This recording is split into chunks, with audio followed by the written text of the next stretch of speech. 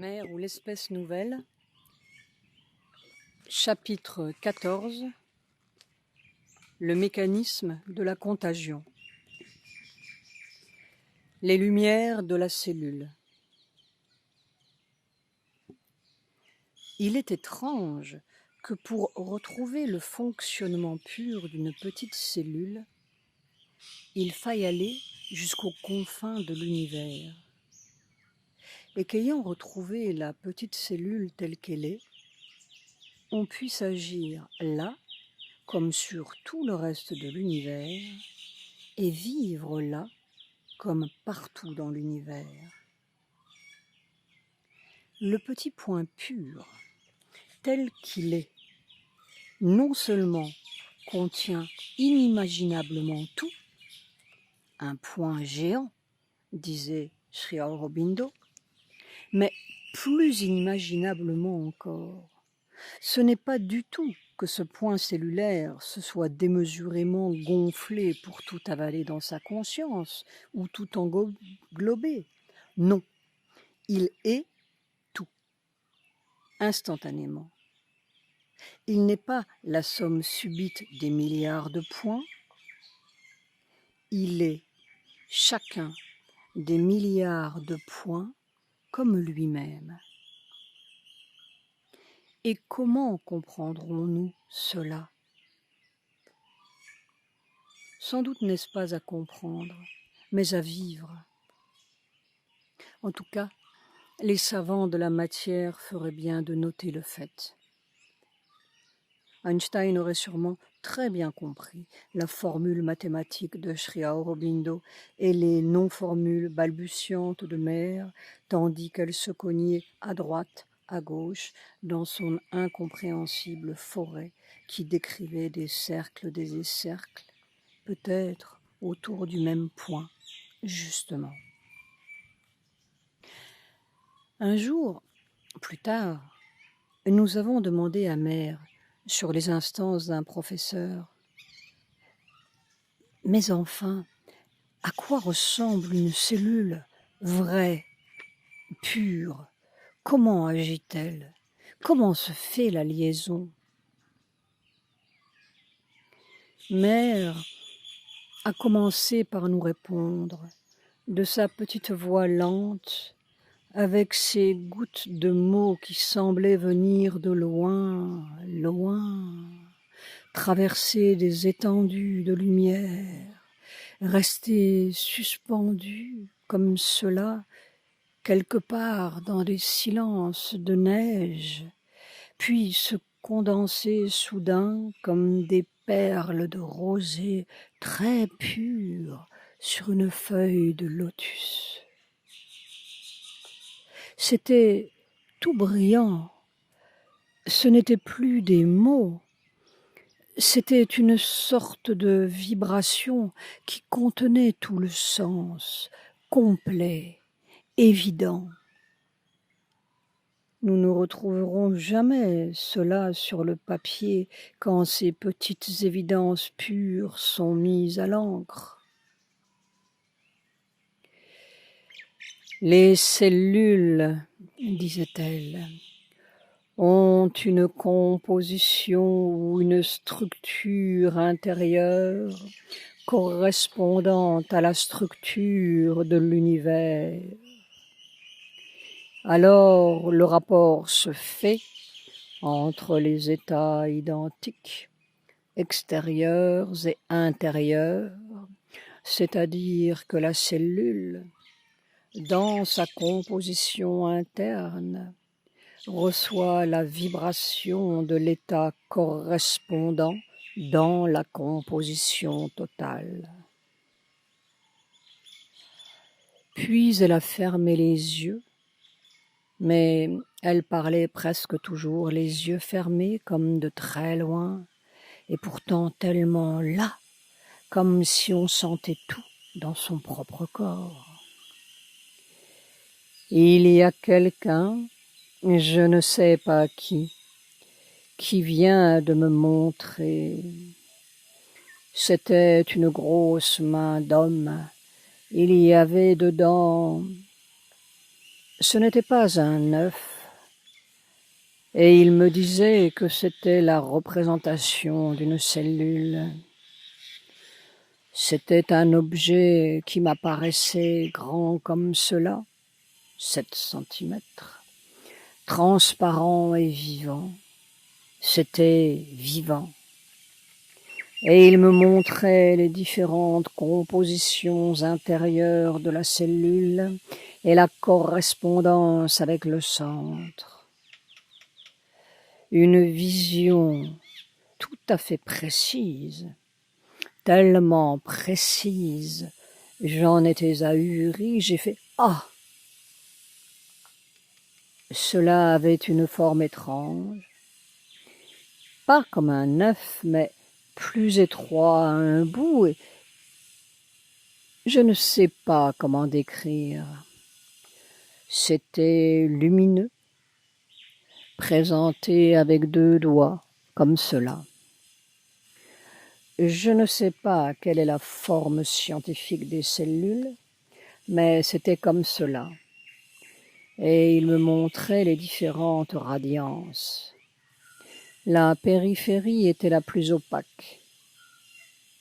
Et nous nous demandons si cette opacité n'est pas justement le commencement de la trame, ce qui enrobe la cellule, l'obscur enveloppement du mental physique.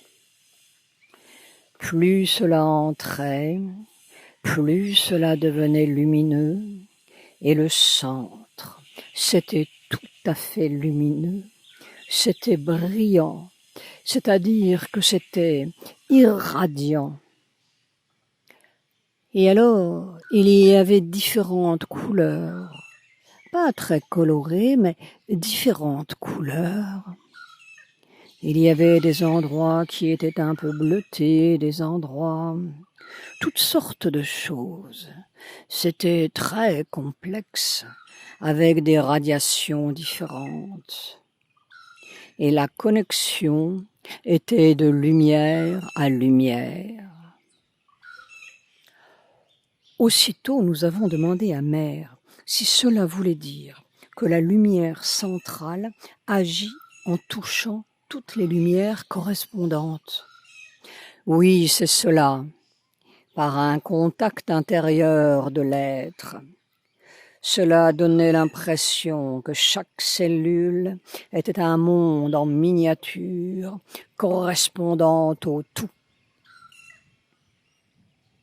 Alors, nous commençons à avoir presque la clé de la contagion matérielle. Nous commençons à voir clignoter les feux vrais de la vraie matière. Pour capter un pulsar aux confins de l'univers, il faut un radiotélescope qui soit synchrone, branché sur la même longueur d'onde. Les lumières centrales de la cellule sont parfaitement synchrones. Elles se voient et se connaissent et se répondent à travers tous les espaces et tous les corps. Naturellement, les savants diront qu'ils n'ont jamais vu les lumières de la cellule.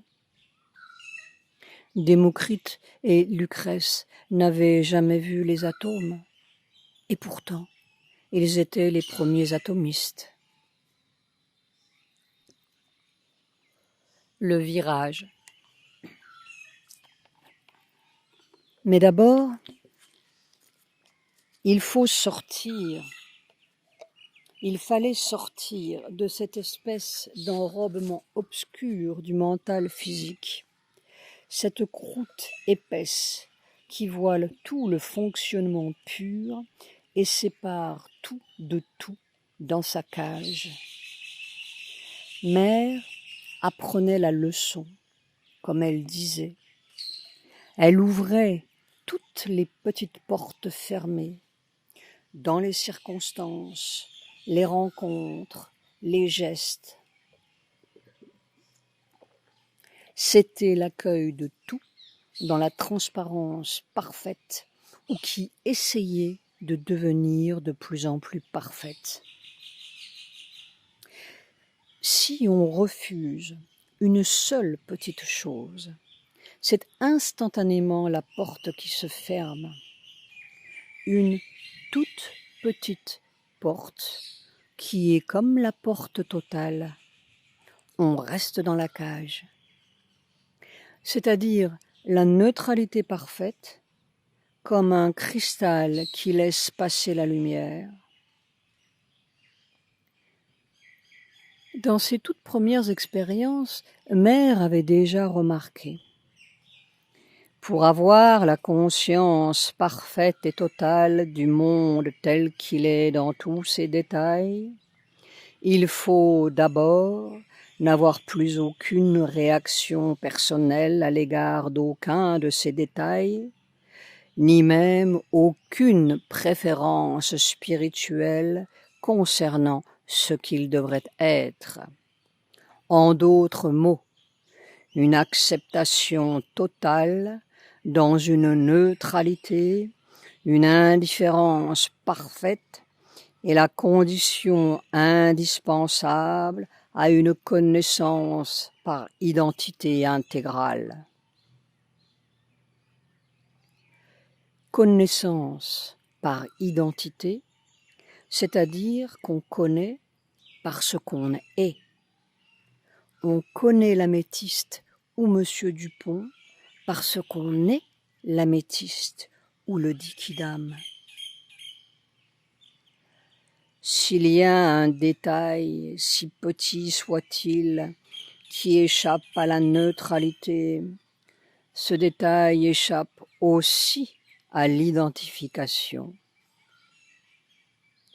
C'est la porte qui se ferme.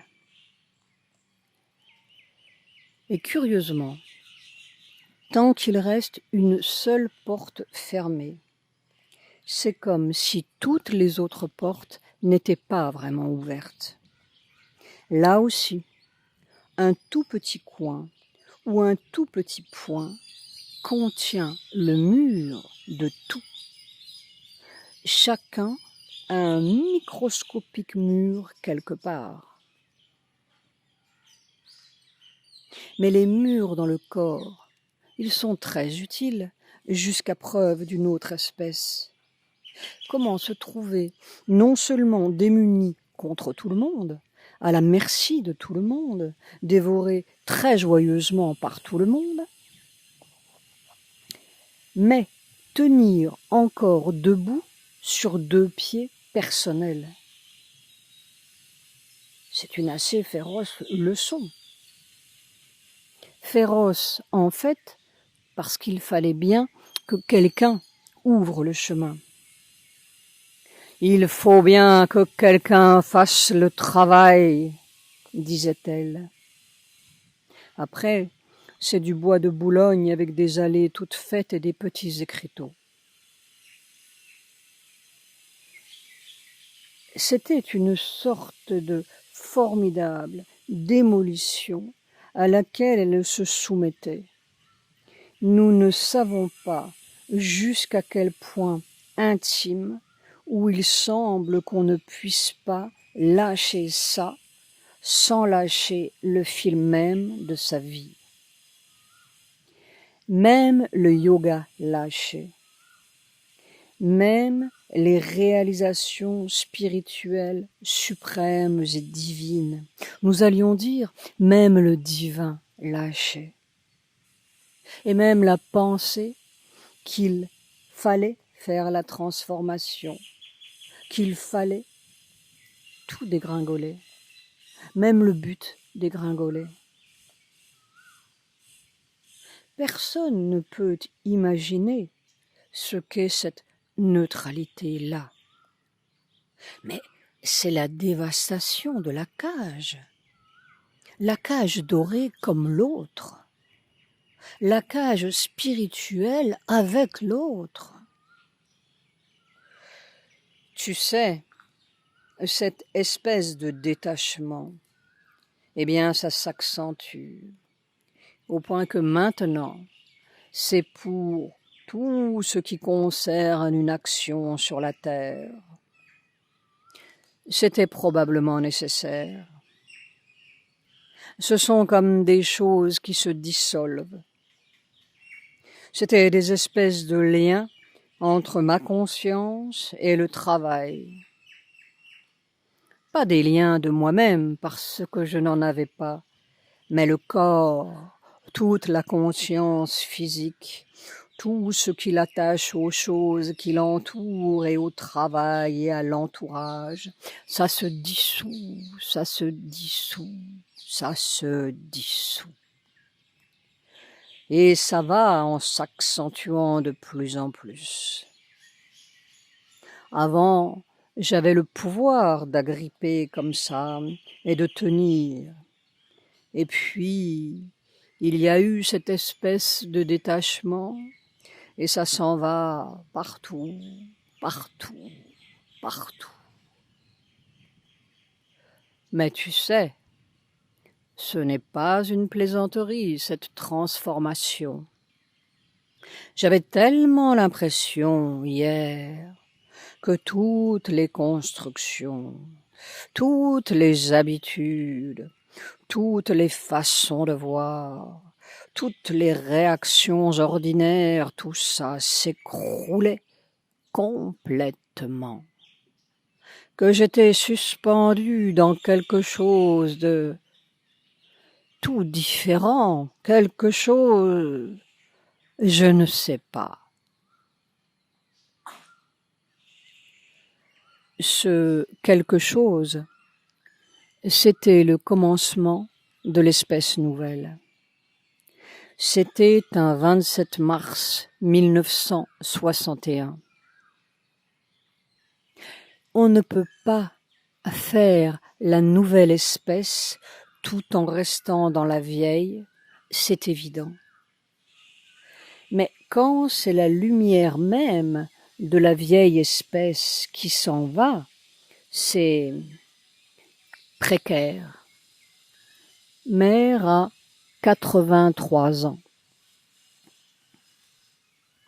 Et vraiment, le sentiment que tout ce que l'on a vécu, tout ce que l'on a su, tout ce que l'on a fait, tout ça, c'est une parfaite illusion. C'est cela que j'ai vécu hier. Quand on a l'expérience spirituelle que la vie matérielle est une illusion, il y a des gens qui trouvent cela douloureux. Moi, j'ai trouvé cela si merveilleusement beau et heureux que cela a été l'une des plus belles expériences de ma vie. Mais là, c'est toute la construction spirituelle telle qu'on l'a vécue qui devient tout à fait une illusion. Pas la même illusion, mais une bien plus grande illusion. Et je ne suis pas un bébé. Il y a 47 ans que je suis ici. Et il y a, oui, certainement quelque chose comme 60 ans que je fais un yoga consciemment avec tout ce que les souvenirs d'une vie immortelle peuvent vous apporter. Et voilà où j'en suis. Alors, quand Sri Aurobindo dit qu'il faut de l'endurance, je crois qu'il a raison. L'absolu de la victoire est indiscutable. Seulement, je ne parle pas à la mesure de notre petite pensée. Mais c'est à nous de virer. C'est cela qu'on attend de nous, de virer, pas rester comme cela à tourner en rond. Et ça ne sert à rien d'abdiquer, parce qu'il faut recommencer la fois suivante. C'est ce que je dis toujours. C'est l'occasion. Allez jusqu'au bout. Ce n'est pas la peine de dire « Ah, je ne peux pas ». parce que la prochaine fois, ce sera encore plus difficile. Cette bien plus grave illusion a de quoi nous donner à réfléchir. Personne n'a vraiment mesuré la profondeur de la révolution qu'elle était en train de faire. Pas une révolution dans la rue ou dans la tête, une de plus, mais dans le corps, dans la matière. Les disciples en étaient encore à la Bhagavad Gita et aux méditations ou à comparer Sri Aurobindo et Teilhard de Chardin. Nous comprenons de mieux en mieux pourquoi Sri Aurobindo attachait si peu d'importance à son œuvre écrite. Le supramental s'expliquera de lui-même. Même Mère, un jour, nous disait, à notre grande stupéfaction, que tout son agenda pouvait disparaître. L'action serait faite. Mais cette démolition, tout de même, on pourrait dire cette dévastation de la vieille manière, ce virage dans l'autre chose, était plein de vertige. Car ce n'était pas seulement son être intérieur qui était déraciné, mais son corps. Une drôle de chose, ça me prend tout d'un coup, je ne peux plus monter les escaliers, nous avouait-elle. Je ne sais plus comment on fait pour monter. Ça m'a pris aussi une fois au milieu du déjeuner. Je ne savais plus comment il fallait manger. Tous les mécanismes habituels étaient comme sapés à la base. Et le travail, je ne peux pas. Je ne peux pas travailler. Même les choses les plus simples dont je dois me souvenir, je ne me souviens pas. Mais elle sourit. Ça durera ce que ça durera. Pourtant, elle continuait de voir tous ces gens l'un après l'autre qui venaient chacun lui apporter son volume de désordre et leurs pensées semi-conscientes. Mère est en train de ramollir, mère déménage, mère est malade, mère. Et c'était chaque fois comme si la vieillesse et la maladie entraient dans son corps. C'était tout vif dans son corps. Cela faisait partie des milliers d'hypnotismes qu'il fallait arracher de cette substance. Et les suggestions des voix adverses. Tu crois que tu es en train de te transformer?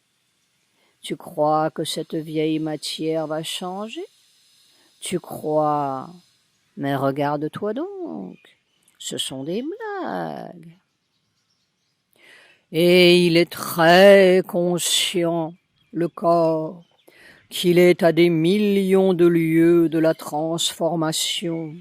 Alors il n'est pas très difficile de le convaincre. Ce qui est plus difficile, c'est de lui donner la certitude que ce sera autrement. Il ne comprend même pas bien comment ça peut devenir autrement.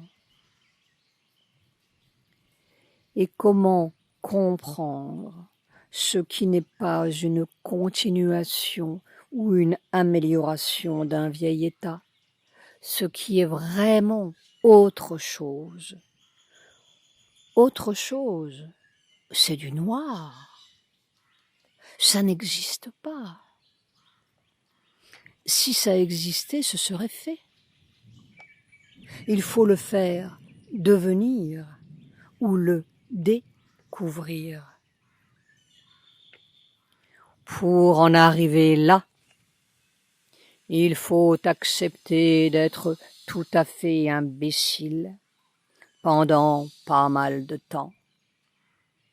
Alors, je vois le monde extérieur, les gens comme ceux qui m'entourent, qui sont en train de me regarder et de se dire « Ah, mère retombe en enfance ». Leurs vibrations me viennent, et quelquefois ça a le pouvoir de me secouer malheureusement. Ce qui est nécessaire, c'est de tout abandonner, tout pouvoir, toute compréhension, toute intelligence, toute connaissance, tout, devenir parfaitement non existant. Ça, c'est important. La démolition de la vieille espèce. Mais ce qui rend les choses difficiles, c'est justement l'atmosphère. Ce que les gens attendent de vous, ce qu'ils veulent de vous, ce qu'ils pensent de vous, c'est très ennuyeux. Oh, c'est comme une nuée de mouches qui vient d'ici, d'en haut, d'en bas.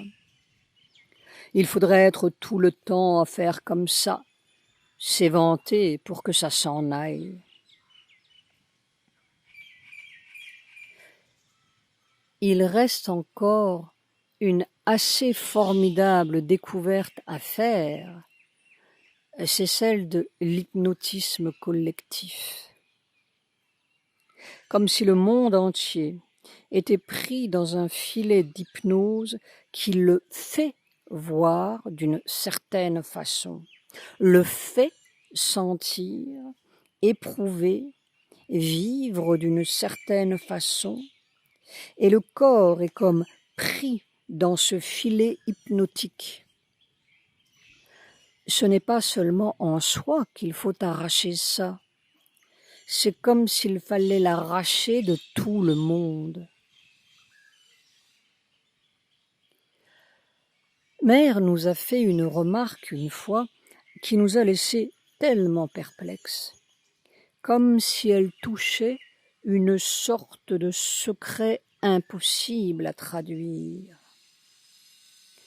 Le corps, la forme visible, est autant, au moins autant, le résultat de la manière dont on est vu par les autres que de la manière dont on est soi-même. C'est la terre entière qui doit virer.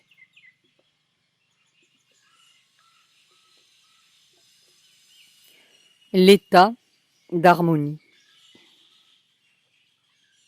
Et pourtant, une à une, les clés commençaient à se montrer, des petits souffles de l'autre état que Mère appelait souvent l'état d'harmonie et que Sri Aurobindo appelait le supramental.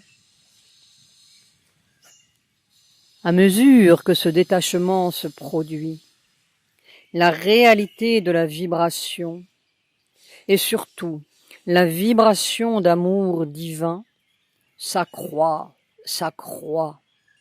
même pas en proportion du corps, n'est-ce pas? D'une façon formidable. C'est le corps commence à ne plus sentir que cela.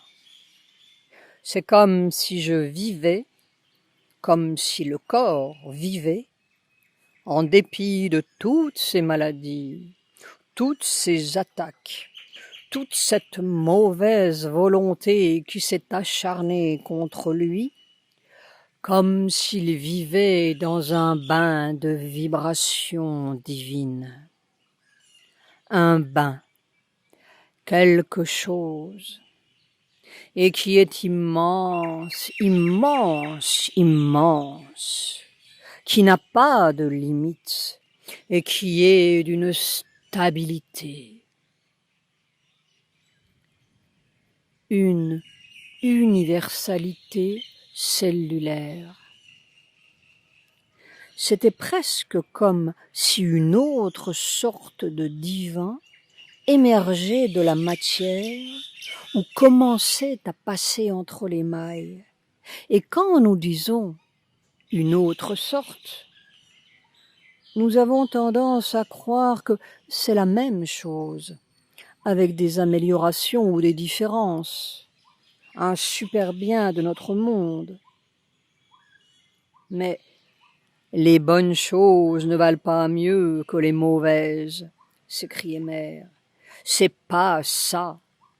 Le divin, c'est autre chose.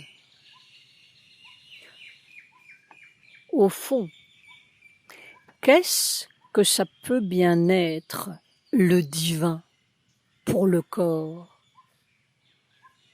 Ce n'est évidemment pas une nouvelle sorte de testament. Un corps, ça bat, ça respire, ça vibre, ça n'a pas d'idée du tout. Dieu soit loué. C'est une autre manière de battre, de respirer, de vibrer, s'étendre, communiquer. Ce n'est pas une foi, c'est une respiration.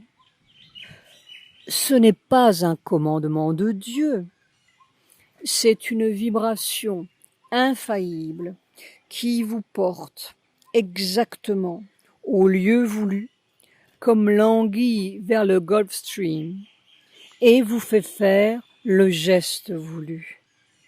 C'est une autre manière d'être.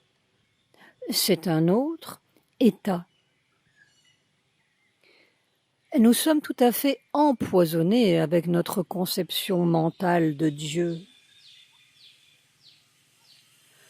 Toutes les grandes écoles, les grandes réalisations, les grandes... Et les religions, c'est encore plus bas. Tout cela, oh, comme ce sont des enfantillages. Je regardais le rapport que j'avais avec tous ces grands êtres du monde des dieux et de plus haut. Ce rapport tout à fait objectif et très familier que j'avais avec tous ces êtres. Tout cela, c'est très bien, mais c'est presque de l'histoire ancienne pour moi. Moi, ce qui est maintenant, c'est ici, c'est par terre, dans le corps. C'est le corps, c'est la matière, c'est par terre. Et à dire vrai, ça ne se soucie pas beaucoup de l'intervention de tous ces êtres qui, au fond, ne savent rien du tout. Ils ne connaissent pas le vrai problème. Ils sont dans un endroit où il n'y a pas de problème. Ils ne connaissent pas le vrai problème. Le vrai problème, c'est ici. Et une espèce de certitude qui est au fond de la matière, que la solution est là. Ça, c'est très fort, très fort. Oh, que de bruit, comme vous essayez en vain. Descendez dedans, assez profond, et restez bien tranquille, alors ça sera. Et vous ne pouvez pas comprendre. Il faut seulement que ce soit. Ça ne peut pas se comprendre parce que vous employez des instruments qui ne peuvent pas comprendre. Mais ça ne se comprend pas. Il faut que ce soit. Quand vous le serez, alors vous le serez. Voilà. Il n'y aura plus de problème. Et tout cela, c'est là, par terre. Et tout à coup, Mère a touché une clé. Cette vibration qui venait de plus en plus formidable et sans limite, immense, elle ne venait que quand Mère était pour ainsi dire totalement démunie, quand tout passait au travers comme un courant d'air. Et on comprend très bien que s'il y avait le moindre minuscule écran, la moindre maille là-dedans, ça pouvait tout faire sauter. C'est pour cela que la vibration a été si insupportable au début, comme une fièvre. Il fallait que ça circule sans obstruction. Tout le désordre, entre guillemets, venait des obstructions. Le corps, c'est une chose. C'est seulement quand et parce que il peut être absolument paisible comme quelque chose de complètement transparent et immobile, que ce pouvoir peut agir.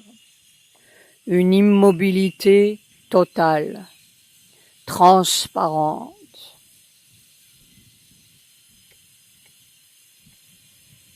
Mais alors, ce pouvoir commençait à révéler toutes sortes de propriétés très étonnantes.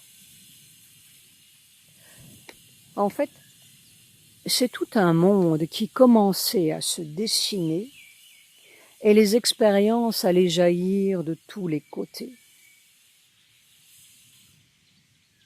Mais d'abord, une sorte d'absolu tout-puissant et naturel, pourrait-on dire. Il n'y a besoin de rien faire, ça fait. Il n'y a besoin de rien pouvoir, ça peut. Il y a seulement besoin d'être. Être ça. La première expérience est venue avec un petit échantillon assez maléfique qui s'est jeté un jour sur Mère, intérieurement, avec une violence qui aurait pu être mortelle pour un corps comme le sien, dans l'état de total abandon poreux, pourrait-on dire, où elle se trouvait.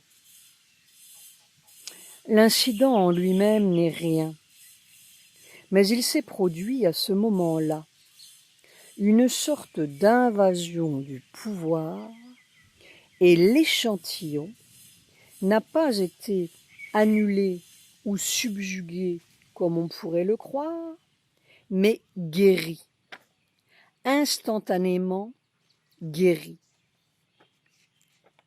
Ce n'est pas un pouvoir qui assomme ou qui défend ou qui protège.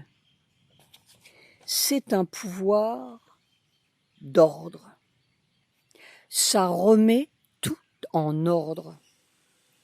Ça remet tout tel que c'est vraiment. C'est la restitution miraculeuse pour nous, du naturel. C'était une expérience vraiment formidable. Ça enlève ce qui s'était ajouté sur la substance, collé sur elle. Peut-être au fond, cela démolit-il une maille sur un point ou un autre, un certain coin d'hypnose du mental physique. Et tout est comme si ça n'avait pas été. Et l'échantillon qui était venu pour tuer Mère s'en est retourné tout guilleret, ayant même oublié sa haine. C'est une espèce d'harmonie qui est miraculeuse, mais qui n'a rien de miraculeux.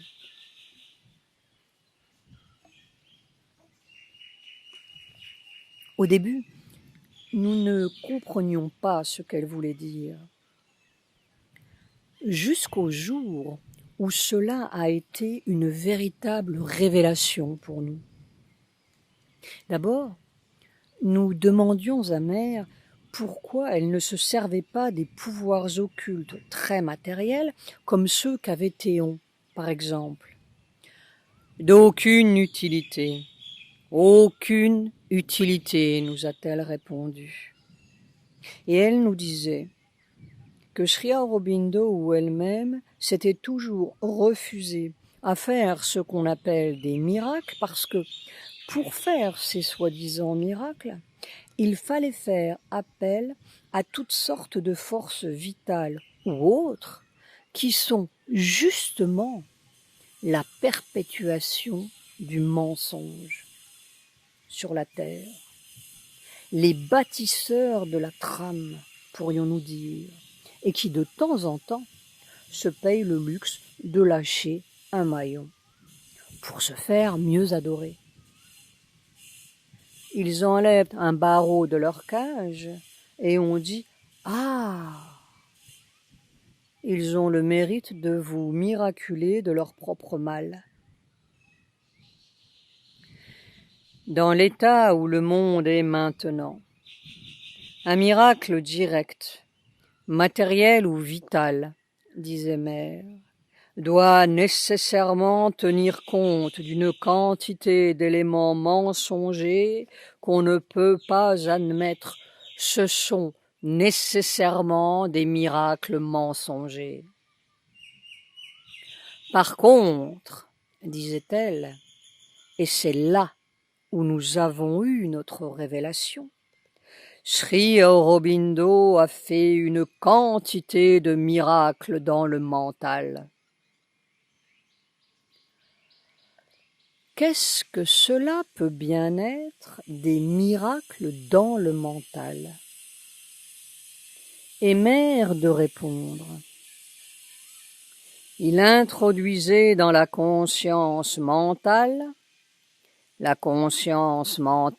qui régit tous les mouvements matériels, une formation ou une puissance ou une force supramentale qui, immédiatement, changeait l'organisation. Et cela produit des effets immédiats et en apparence illogiques parce que cela ne suit pas le cours des mouvements selon la logique mentale. Nous ne comprenions pas encore très bien. Nous pensions que Sri Aurobindo faisait des miracles en recourant à une sorte de pouvoir supérieur qui arrêtait les maladies ou la mort. Alors Mère a ajouté ceci. Ce n'est que le mental qui a la notion de miracle, parce que le mental décide avec sa logique propre qu'étant donné ceci et cela, telle autre chose peut ou ne peut pas être. Mais cela, ce sont les limitations du mental. Et tout d'un coup, nous avons compris la formidable trame.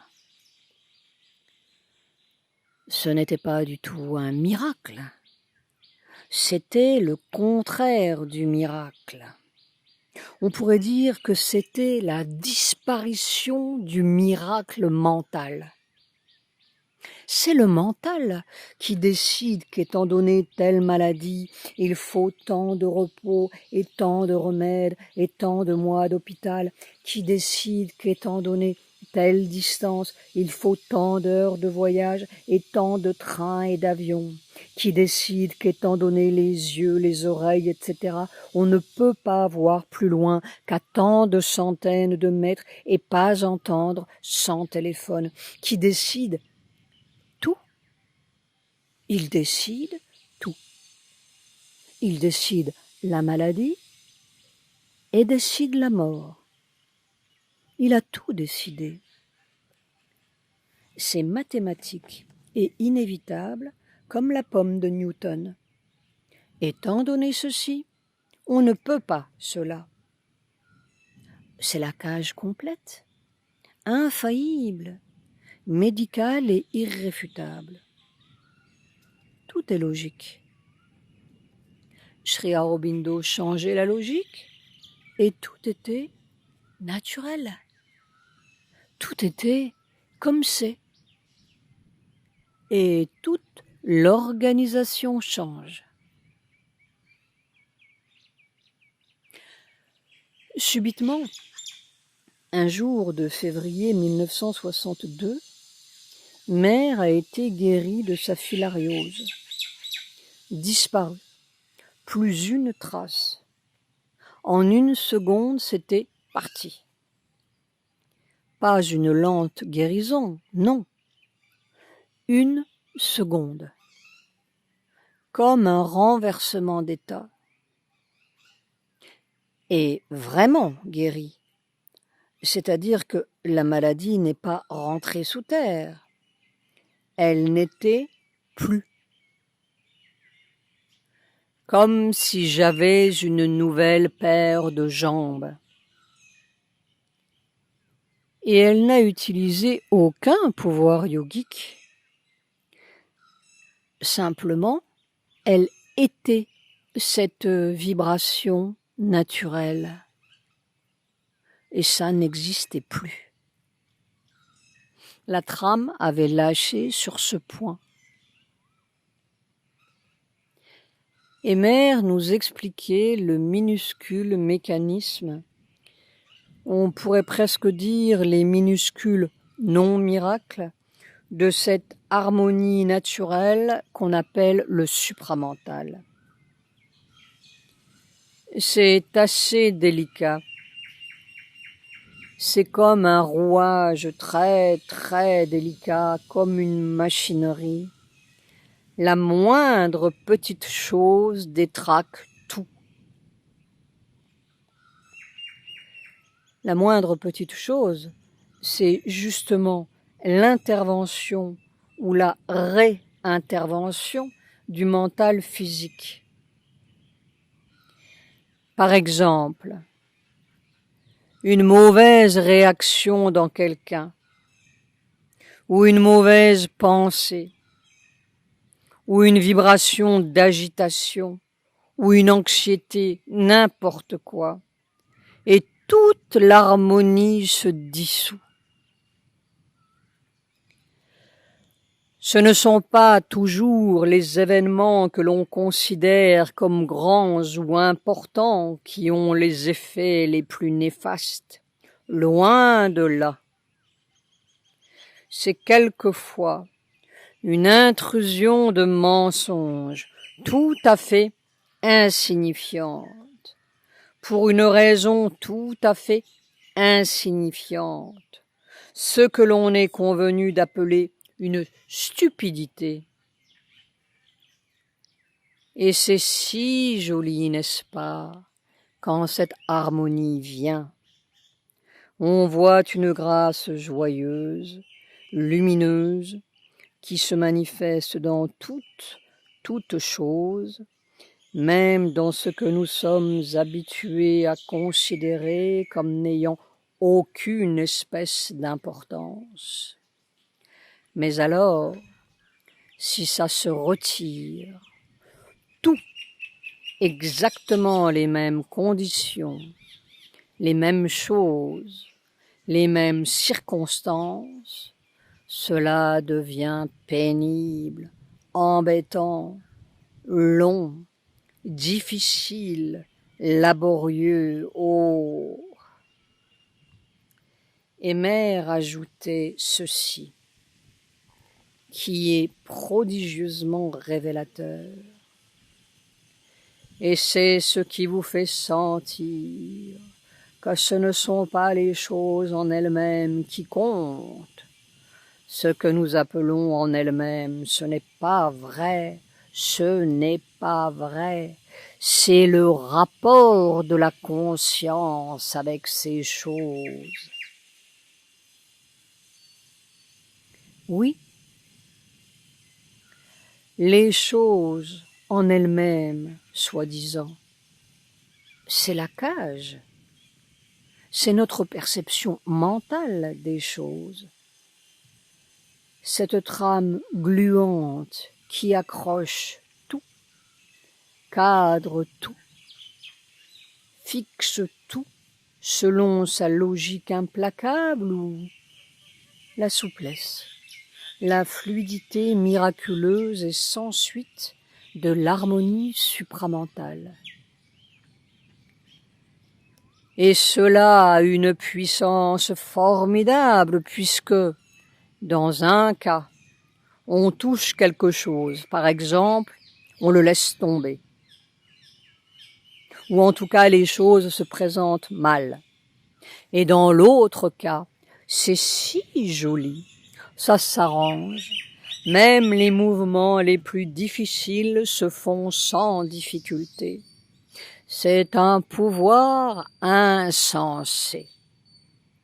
Et c'est parce qu'il n'a pas d'effet grandiose que nous ne lui donnons pas d'importance.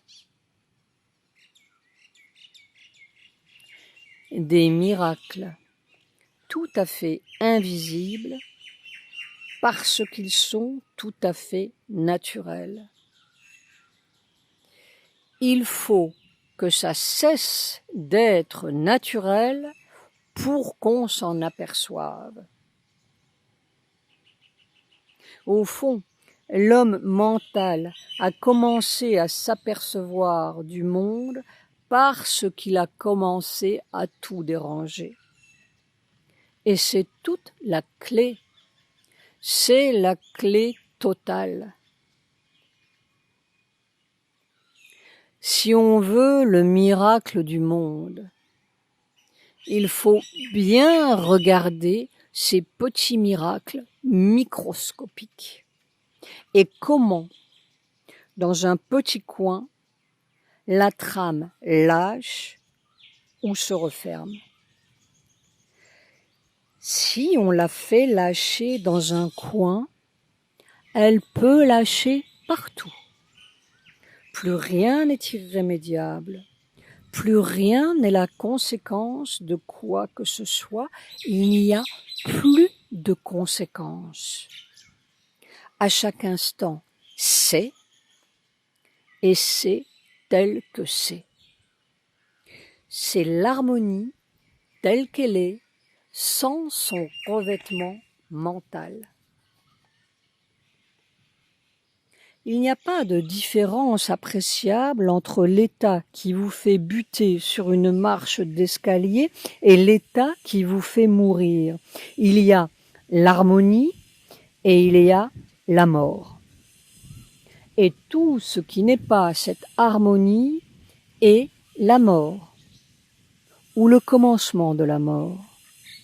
C'est là qu'il faut aller pincer la mort, dans ce petit geste, cette petite inadvertance maladroite. La vibration passe ou ne passe pas.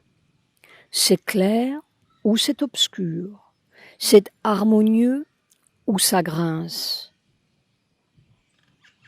Tout commence là. Et toute l'organisation change. Alors nous comprenons vraiment, parfaitement, ce que Mère voulait dire au début. Ça ne se comprend pas. Il faut que ce soit. Être, disait-elle, c'est la seule chose qui ait du pouvoir. un pouvoir insensé.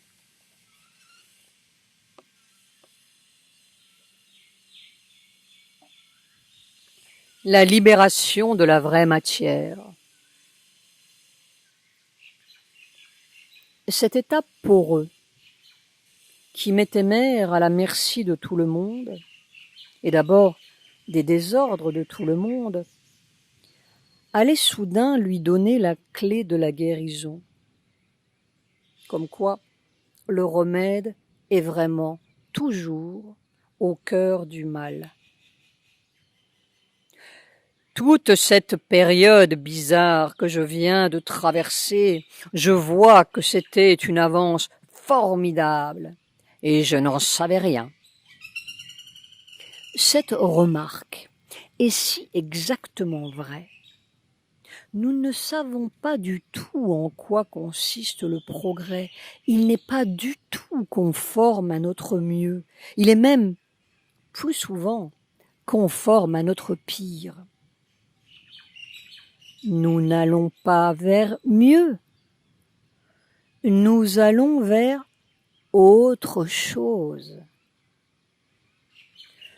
Je ne suis pas encore au bout, mais j'ai compris ce que c'est. Et c'est quelque chose de capital. Cet état poreux, sans non ni oui, sans mur, n'est pas du tout l'état flou que l'on imagine. C'est peut-être comme un courant d'air, mais un curieux courant d'air. C'est comme si cette nullité sans réflexion propre venait se prendre ou s'accrocher partout comme à un buisson. On se retrouve soudain dans tel être, dans ses réactions, dans sa maladie, comme si c'était à soi. On devient soi tout à coup parce qu'on s'accroche là, ou plutôt qu'on est accroché là. Soi, c'est n'importe où. Le courant s'accroche, se réfléchit. On devient la pierre, devient la fleur, le flacon d'eau dentifrice. Au lieu d'être accroché dans un corps, son corps, on est accroché par ou dans tout ce qui passe. On est la vieillesse de celui qui vous pense vieux. On se sent mourir dans une pensée de mort. Ce sont toutes les petites maladies éclairs que mère n'avait cessé de traverser. Non, ce n'est pas un état flou, c'est un état extraordinairement précis, douloureusement précis. On est exactement tout ce qu'on touche, tout ce qu'on voit, tout ce qui se passe à la vibration près. Ce n'est d'ailleurs pas qu'on voit ou qu'on touche. On est dedans. On est comme c'est. Et cette nullité, plus elle est nulle et sans défense, plus elle s'emplit comme spontanément de la vibration. Une vibration qui est comme de l'amour, comme si, au bout de tout, quand il ne reste plus rien, il reste ça. L'amour pur. Comme si le monde était vraiment fait d'amour quand on l'a dépouillé de tous ses revêtements. La vibration supramentale, c'est vraiment la vibration de l'amour pur. C'est le fond naturel du monde. C'est l'état vrai du monde. Et c'est ce qui est arrivé à mère lorsqu'elle s'est soudain trouvée en présence ou à l'intérieur de ce petit échantillon maléfique qui aurait pu la tuer. Elle était soudain l'amour dans ou au fond de ce petit maléfice. Et c'est comme si le petit maléfice était subitement guéri par sa propre vibration d'amour, guéri par ce qu'il est réellement. Tout le monde est malade parce qu'il n'est pas ce qu'il est. Et soudain, Mère a compris tout le mécanisme. C'était la perception du pouvoir, de ce pouvoir qui vient de ce qui est l'amour formidable et qui m'a fait comprendre une chose, que l'état dans lequel on me mettait, toutes ces maladies, ces désordres, ces douleurs, c'était pour obtenir ce pouvoir qui provient d'une identité avec toutes les choses matérielles. Un pouvoir qu'ont certains médiums, par exemple. J'ai vu cela avec Madame Théon. Elle voulait que la chose vienne à elle au lieu qu'elle aille à la chose. Quand elle voulait sa paire de sandales, par exemple, au lieu de la chercher, elle la faisait venir à elle. Et elle faisait cela par capacité de rayonner sa matière. Elle avait de la volonté sur cette matière. Sa volonté centrale agissait sur la matière n'importe où, puisqu'elle était là. Alors, j'ai vu ce pouvoir au point de vue méthodique pour organiser, pas une chose accidentelle ou spasmodique comme dans les cas médiumniques, mais une organisation de la matière. Et alors on commençait à comprendre.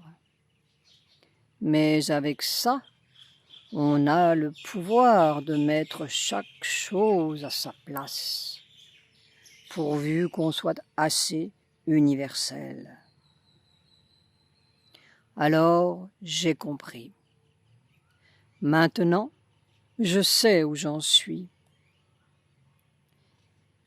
Et alors, si on ajoute à cette capacité matérielle d'identification et d'emploi de la volonté, si on ajoute ça, ce quelque chose qui était là, à ce moment-là, cette vibration d'amour, c'est formidable. Ça a le pouvoir de tout changer.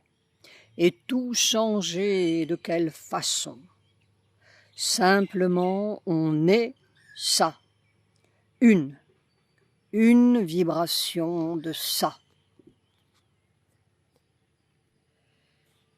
On est ça. Alors, on remet chaque chose telle que c'est.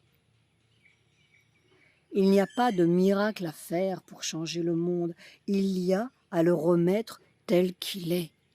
Rétablir le contact.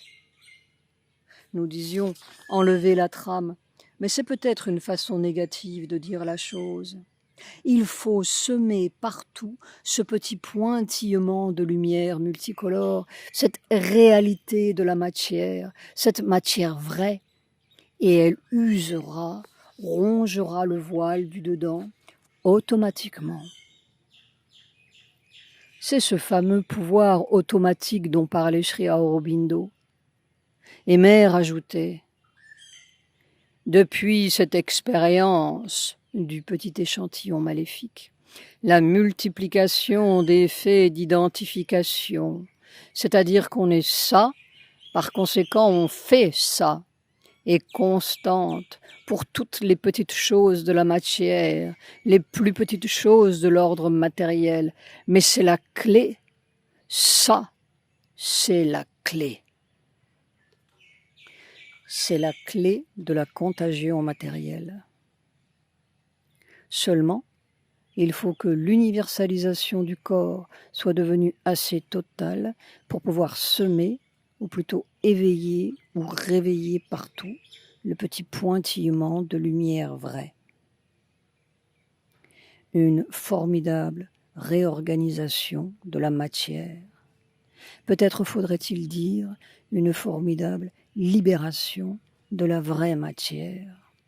La fission de ce petit noyau de lumière brillante sous sa périphérie opaque, au cœur de la cellule.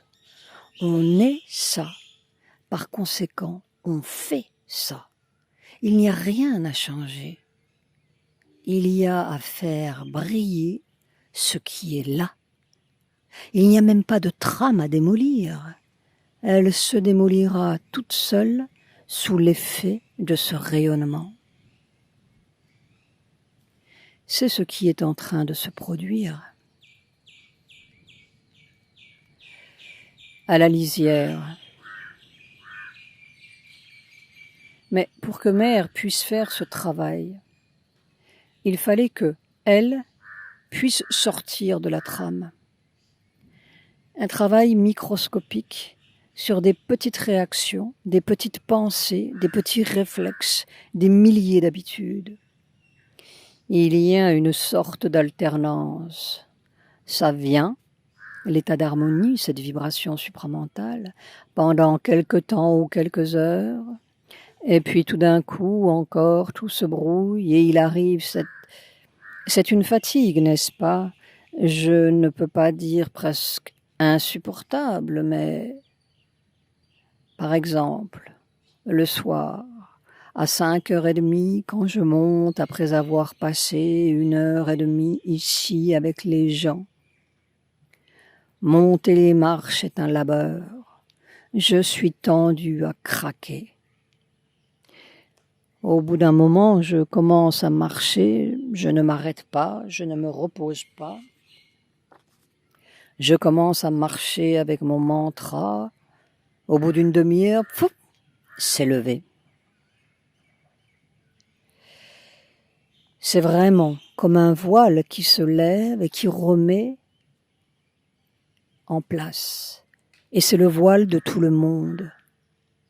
Les petits échantillons font très bien leur besogne. Ils donnent exactement à Mère la difficulté ou l'expérience qu'il faut pour trouver la solution. Sentimentalement, nous pouvons être peinés ou choqués, mais c'est une vision erronée. Les échantillons ne sont jamais des personnes, ce sont des milliers de gens. Et l'harmonie revient. Instantanément, la fatigue disparaît. Comme sa filariose avait disparu. Comme tout le reste des microscopiques morts disparaît. C'est vraiment la clé de la mort en tout petit. La mort n'est plus là. Elle n'a pas de place. Elle ne peut pas être. C'est un mensonge. De l'autre côté de la trame.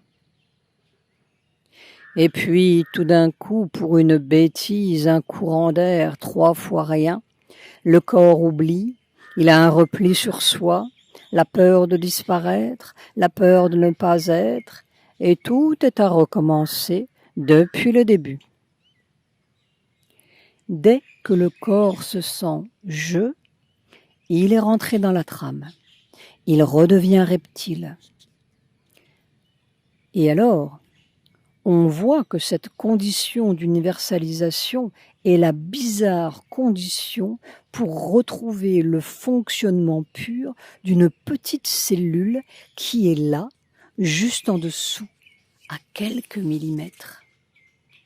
Comme si on ne pouvait pas être la petite cellule vraie, pure, sans être tout l'univers.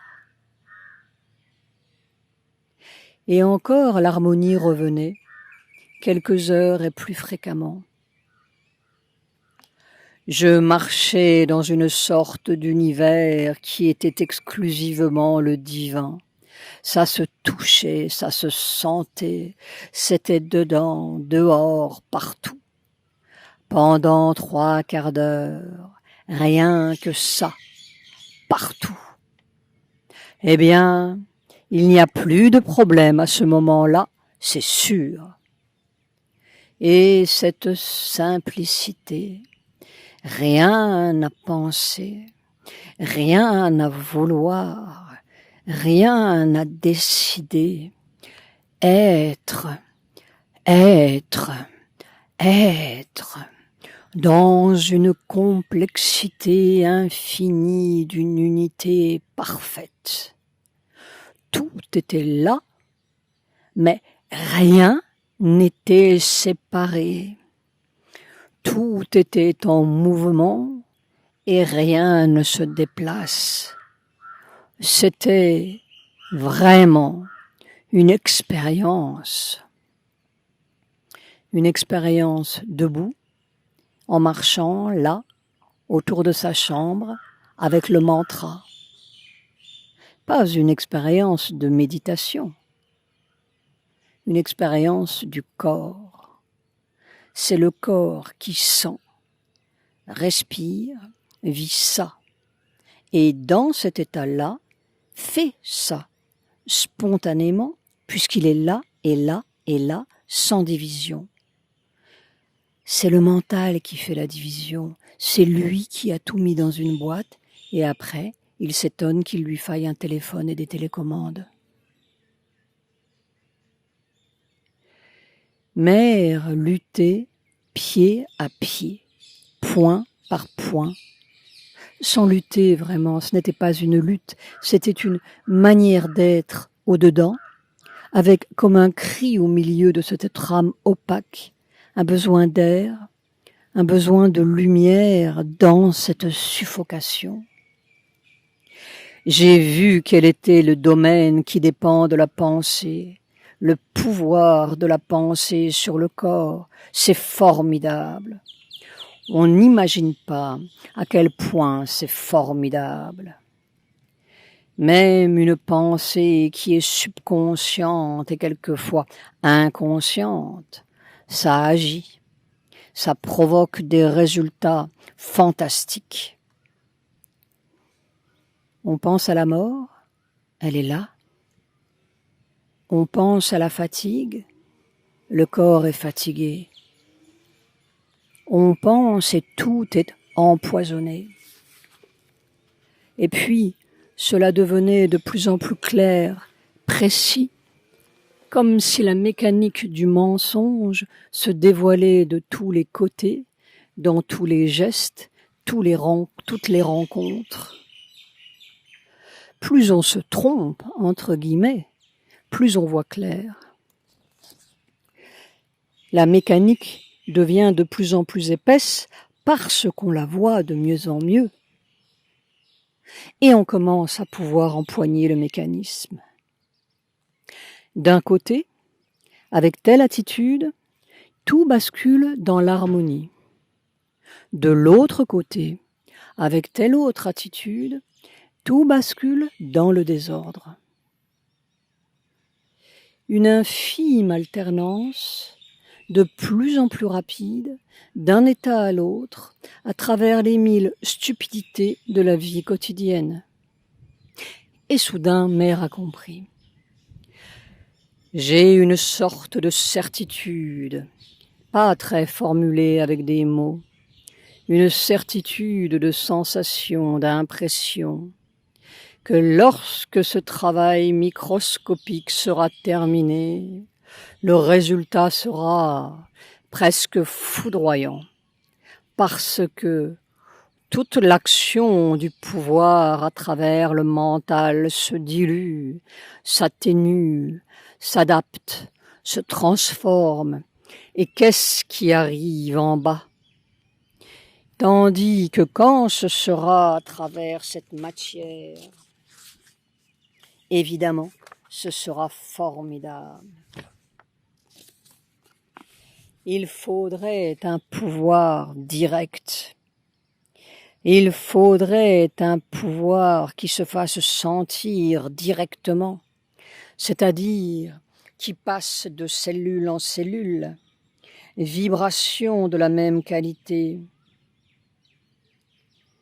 C'est comme si l'on se tenait au seuil d'une réalisation formidable et qui dépend d'une chose toute petite. Si la trame lâche, c'est tout l'univers qui est là, instantanément. On pourrait dire tout l'univers dans le corps. Non seulement cela, mais c'est la matière vraie qui émerge, les lumières de la cellule qui émergent, le monde de vérité, le monde supramental qui émerge et qui, par un corps, commence à s'infiltrer dans tout le corps. Et Mère ajoutait, c'est seulement quand un petit travail comme cela, de transformation que l'on pourrait appeler local, sera achevé et qu'il y aura la pleine conscience dans la pleine maîtrise de la manière de se servir de la force sans que rien n'intervienne, que, alors, c'est comme l'expérience de chimie que l'on a appris à bien faire. On peut la refaire à volonté chaque fois que c'est nécessaire.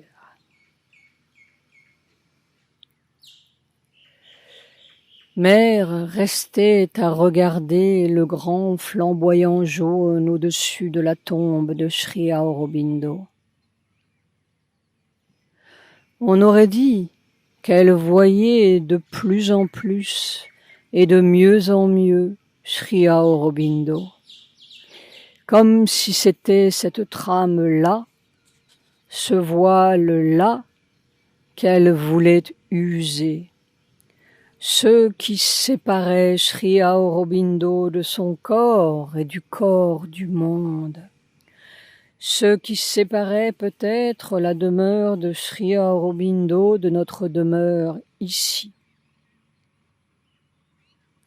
Dans l'épopée de Sri Aurobindo, Savitri n'allait-elle pas chercher Satyavan dans la mort? Ou bien, est-ce la mort qu'elle détruit et l'autre côté est ici?